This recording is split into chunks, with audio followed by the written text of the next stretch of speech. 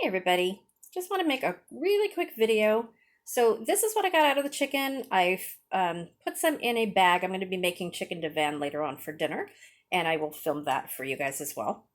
Just want to let you know that I have put all of these. I've got 10 jars. And I didn't pre-cook any of them. I'm kind of strapped for time today. But I did use this Better Than Bouillon, and it's made with seasoned roasted chicken. It is excellent. I use this all the time. That and the beef one, so good. If you've never used it, it's really good. Better Than Bouillon roasted chicken base. It's organic, reduced sodium, really good. It's not too salty, so it just has that good chicken flavor.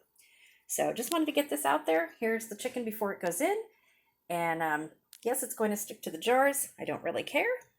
These are going to be used like for casseroles and soup bases and stuff like that, like I said. So please stay tuned and watch how I use this. This is only 10 jars. This won't get me very far, so I need to find more chicken breasts. See you guys soon. Thanks for watching. Bye-bye.